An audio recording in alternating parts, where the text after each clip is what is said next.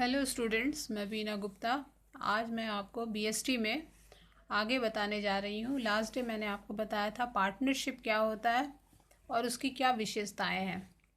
अलग अलग डेफिनेशन भी हमने आपको बताया था, अलग अलग परिभाषा, अलग अलग आपको उसमें सारी बातों को बताते हुए मैंने आपको उसमें बताया था कि क्या पार्टनरशिप होता है और उसकी क्या विशेषताएं होती हैं। अलग अलग ऑथर के द्वारा बताई गई परिभाषा, जिसमें जॉन इशुबिन की भी परिभाषा दी गई थी आपको।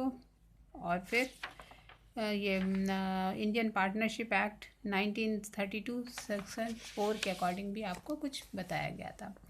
जैसा हम लोग जानते हैं पार्टनरशिप क्या होता है, जैसा हम लोग जानते हैं दो या दो से अधिक व्यक्ति मिलकर के जो अपने कारोबार को करते हैं, किसी लीगल व्यवसाय को करने के लिए आपस में मिलकर के एक एग्रीमेंट करते हैं, उसे जनरली साझेदारी कहा जाता है। तो आज हम लोग उसमें आगे थोड़ी सी बात करते हैं कि टाइप्स ऑफ पार्टनरशिप या साझेदारी कितने प्रकार का होता है। जनरली हम लोग कहते हैं साझेदारी का एक प्रकार है या एक टाइप जो होता है वो जनरल होता है और दूसरा होता है limited partnership. General and limited partnership यानी हम कह सकते हैं सामान्य तथा सीमित साझेदारी। तो सामान्य साझेदारी किसे कहते हैं?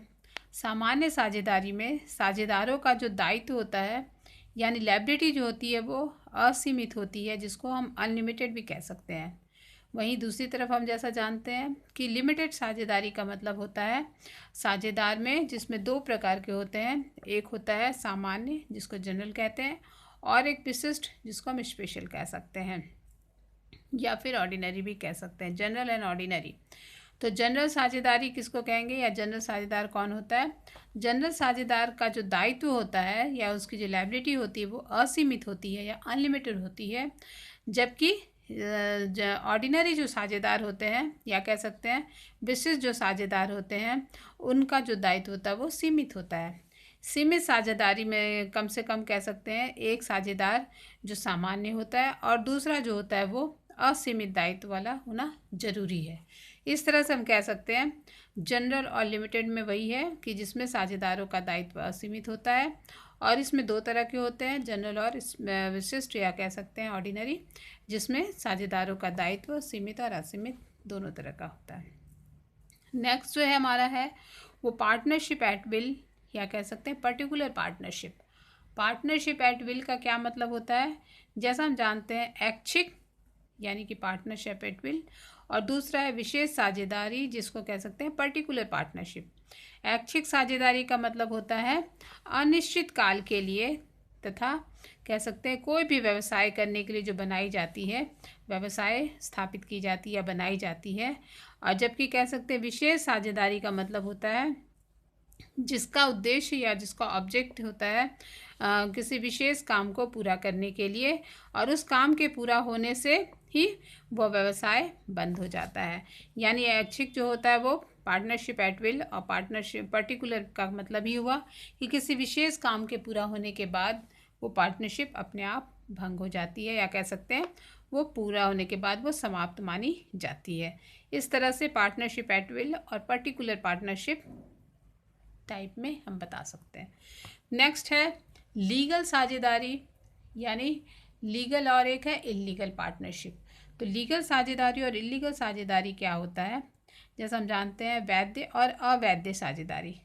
लीगल साझेदारी का मतलब होता है साझेदारी की स्थापना जो होती है उसके लिए भारतीय इंडियन पार्टनरशिप एक्ट के अंतर्गत रजिस्ट्रेशन कराना ज़रूरी नहीं है। जैसा हम लोगों ने लास्ट डे पढ़ा था इंडियन पार्टनरशिप एक्ट में, तो ये कोई ज़रूरी नहीं है कि वो रजिस्ट्रेशन कराएं या ना कराएं, लेकिन फिर भी साझेदारी संगठनों को इस अधिनियम के प्रावधानों के अनुरूप ही कार्य करना पड़ता है।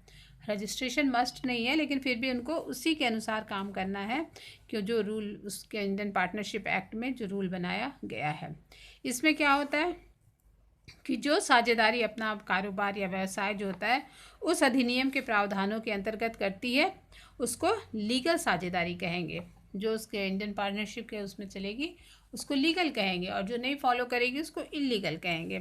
इस तरह से हम कह सकते हैं एक साझेदारी इल्लीगल या गैर कानूनी कब मानी जाएगी या उसको हम कब कहेंगे गैर कानूनी, जिसमें है क्या जैसे कुछ कह सकते हैं यदि साझेदारी की स्थापना का उद्देश्य गैर कानूनी हो तो हम उसको इल्लीगल साझेदारी कह सकते हैं।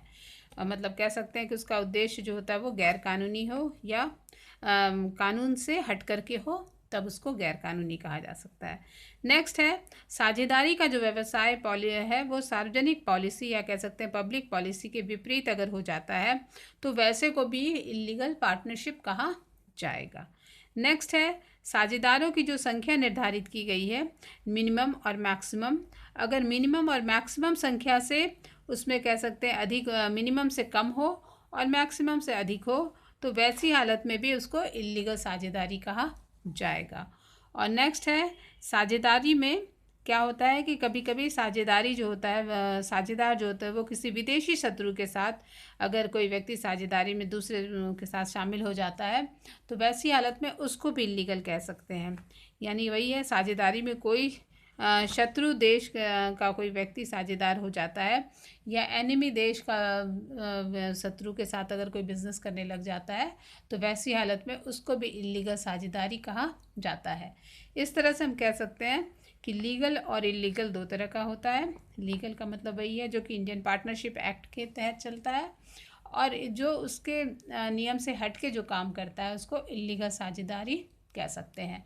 इस तरह से हमने देखा टाइप्स ऑफ पार्टनरशिप में जनरल और limited partnership, partnership at will और पर्टिकुलर पार्टनरशिप, और है लीगल और इलीगल पार्टनरशिप। इस तरह साझेदारी के टाइप्स हैं। नेक्स्ट है फिर हम लोग करेंगे इसमें मेरिट्स और लिमिटेशन क्या होता है पार्टनरशिप का, उसके बारे में बात। Thank you.